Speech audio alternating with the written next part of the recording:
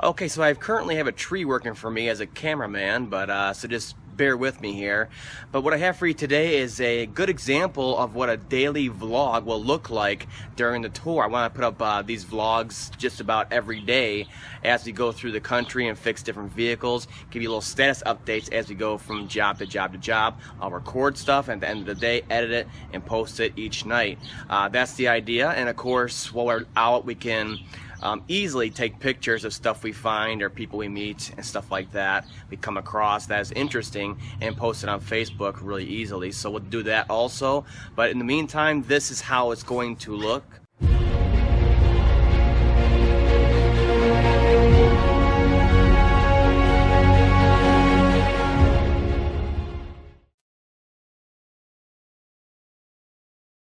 Hey everyone, today we are heading out to Cincinnati, Ohio for the week, so I figured along the way we would stop off and take care of some of the tour applicants for the 2015 summer tour. We're going to stop down south here and take care of one that has a misfire on an 07 Expedition. They just can't figure out, look for some assistance, and then we're going to head on to Indianapolis and take care of a reflash for a guy, help him out for on a, I think it's an 08 Taurus that has a 1-2 shift flare issue, and there's a reflash for that. And then we're heading over to Indianapolis to a lady's house for a 95 town car that has an air ride suspension that's not working. The whole back end's down, basically not drivable. So we're going to try to take care of that for her and at least see what's wrong with it while we're driving through. If I need to go order a compressor, stuff like that, we can at least diagnose it now, see what's going on, and then on the way back on our real summer tour, when it starts on the 15th of June, we can have the parts on hand. So we're going to try to take care of a couple of these guys today and gals, and try to get this summer tour kicked off. A little bit of a dry run and get a few of the applicants taken care of sooner than later. Okay, so the Expedition is all diagnosed, and we're heading to Indianapolis now so we can look at a 95 town car for an air ride problem. Basically, the rear air ride is way down, and if you ever driven one of those cars before, when the air ride is not working and it's down, it's almost impossible to drive. So they need the vehicle back up and running so they can get around town, and we're gonna go at least diagnose it so we can see what kind of parts it needs, so we come back through the tour, we can actually install the parts and fix it, and it'll be done.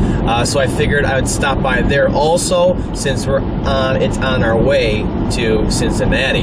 So we're gonna look at that next. It's gonna be kind of dark, it's getting pretty late, but we have the Milwaukee flashlights, which are ultra bright, and we're gonna take those along, get them angled just right, and we should be good to go to start diagnosing this. Now, as far as the Expedition goes, I'll have a whole video on how I diagnosed that. But to sum it up, basically what he had was a cylinder 5 misfire that was reoccurring. Upon startup, I saw the power balance that the whole bank was just dead, and then it came back. So I was thinking a fuel issue, a fuel drain back issue, where they're dripping into the cylinders overnight, and it's clearing it out, and then it kind of clears itself out. So I pulled the plug. No fuel smell, no dripping, nothing like that. So what I decided to do, since everything was checking out, new coils, new plugs the guy put on, everything checked out, I wanted to go for a drive and see what the heck was going on, because at idle, it just couldn't feel it.